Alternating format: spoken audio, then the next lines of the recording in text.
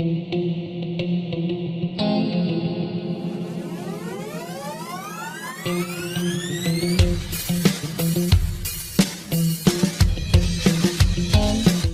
à toutes et à tous pour le bilan de mes achats de jeux vidéo pour le mois de décembre 2016 et il fallait s'y attendre.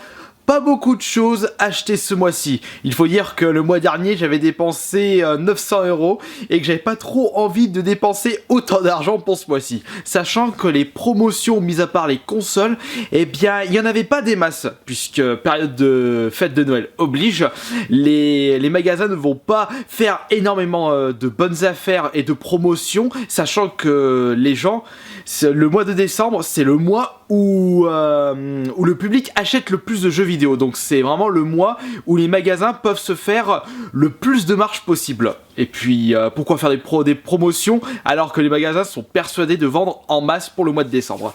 Alors du coup il y a combien de jeux pour ce mois-ci? Il y a 2 achetés aujourd'hui même, 4... 7 jeux. Eh ouais, je vais pas aller loin là. Mais il y a de la Wii U, il y a de la Xbox One, de la PS3, de la PS Vita, de la PS4. Allez, un petit peu plus de diversité pour ce mois-ci. Et on va commencer par le petit jeu Vita à ajouter dans ma collection Vita. Ma full set FR qui augmente petit à petit. Mais il y a encore d'autres jeux qui sortent et pas des moindres. Puisqu'il y a des petits jeux de niche mais qui ne reste pas longtemps en magasin, donc faut pas trop que je traîne. Donc le jeu acheté ce mois-ci se nomme Hyperdimension Neptunia Rebirth 3 Génération. Et je dois avoir, ça doit être mon 3e Hyperdimension pour ma collection Vita, si je me trompe pas. Ensuite, on va continuer avec les achats faits aujourd'hui. Ce sont 2 jeux PS4. On les voit pas souvent dans les rayons. Alors en neuf, je vous en parle pas, ils sont plus disponibles déjà. Alors dès que vous les voyez en magasin d'occasion, ou plutôt dans les bacs d'occasion de magasins, eh bien ne traînez pas trop parce que ça après pour les retrouver ça risque d'être assez compliqué.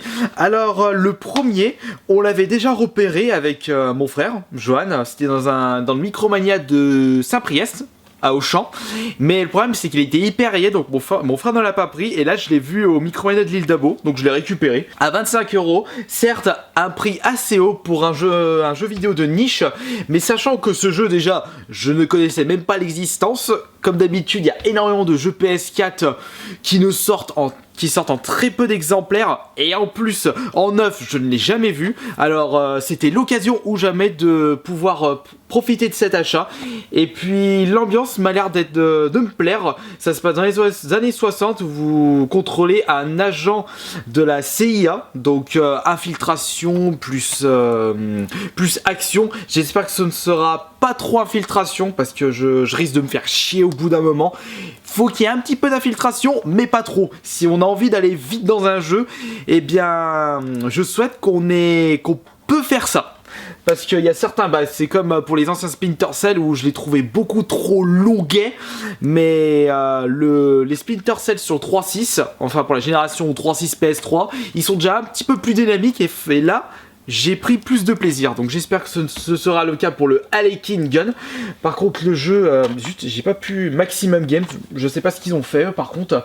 Après je vous donnerai un petit peu plus d'avis là-dessus, enfin plutôt un avis objectif lorsque j'aurai joué correctement à ce jeu. Je vous proposerai très certainement un petit Kirby Play par la suite.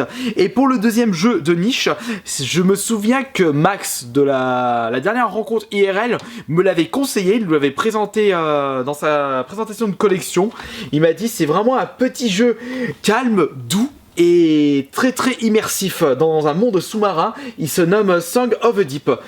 Comme je le savais, j'ai pas eu l'occasion de le voir souvent dans les magasins, et dès que je l'ai vu à 12 €, je dis allez je vais en profiter aussi. Je pense que ça, oui, ce jeu pour un ASMR Kirby Play, ce sera génial. Donc je viens d'y penser à l'instant. Donc ça c'est super top d'y avoir pensé. On continue les achats avec... allez, à Nintendo maintenant. Bon, je l'ai payé 0 € ce jeu. Je l'ai payé avec le restant de mes points Rush.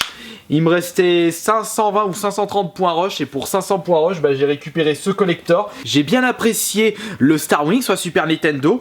Le Lylat Wars, je l'ai adoré. Le Star Fox Adventure, même s'il se démarque des autres, c'est plus un jeu d'aventure à la Zelda, et bien je l'ai bien apprécié. Star Fox Assault, génial. Donc je pense que même si je l'ai critiqué un petit peu à l'annonce de ce jeu, au trailer officiel, et bah je vais vous donner un meilleur avis lorsque je vais pouvoir terminer ce Star Fox Zero en édition collector. Et qui dit collector dit forcément une ouverture ASMR. Ça, je vous le promets. Et il est vrai que j'aurais bien aimé voir un Star Fox Adventure 2, mais ce n'est pas dans les directives et les priorités de Nintendo.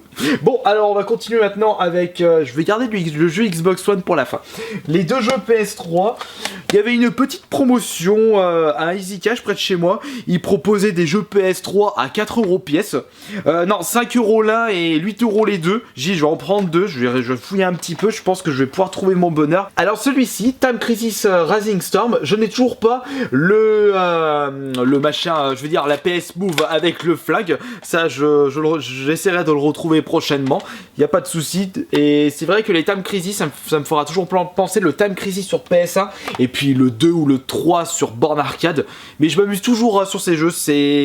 Faut pas s'attendre à une grosse durée de vie, mais comme c'est très arcade, vous vous amusez tout de suite. Dernier jeu de chez Bizarre Creations, avant qu'il ferme, c'est le 007 Bluestone. Un petit peu moins bien que les James Bond sur GameCube PS2 par exemple, les Spawn pour Sim, Natfire. C'est vrai que le Key to Double, c'est un TPS par contre, ce n'est pas un FPS. Et si je le compare avec Key to Double qui lui est un TPS comme celui-ci, j'ai un petit peu plus apprécié le Key to Double, même si celui-ci il est pas mal quand même. Donc je vais pouvoir me le refaire sur la PS3. Et maintenant on va passer au dernier achat pour ce mois de décembre. Et je l'ai acheté Day One. Non, pas plein pot. J'en ai un petit peu chié pour le trouver à prix promotion. Puisque à chaque fois qu'une grosse licence, encore une fois entre guillemets, sort un nouvel opus, et bien vous avez toujours deux ou plusieurs magasins qui proposent des promotions. Bon, on oublie Micromania parce que des sorties d'un jeu, une promotion, ça n'existe pas. Eux, c'est plutôt les promotions pour les jeux qui sont sortis depuis un petit moment. Il faut toujours chercher à droite à gauche pour essayer de récupérer les meilleures affaires. Et c'est vrai que je voulais à la base récupérer ce jeu à Leclerc. Et au final, je l'ai récupéré à Leclerc. Le Dead Rising 4, acheté à 49 € à Leclerc. Alors, j'étais parti à Leclerc, il l'avait pas encore mis en rayon, donc ils m'ont demandé de repasser plus tard. Je repasse plus tard, il avait toujours pas mis en rayon. J'ai dit, oh, bordel, bon, je vais aller à Carrefour. Je vais à Carrefour, il était pas encore en rayon. J'appelle à l'accueil le vendeur du rayon jeux vidéo, et il m'en descend un.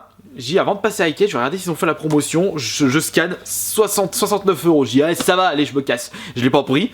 Et je suis retourné à Leclerc et il l'avait mis entre temps à 49 €. Donc j'ai pu faire une économie de 20 €.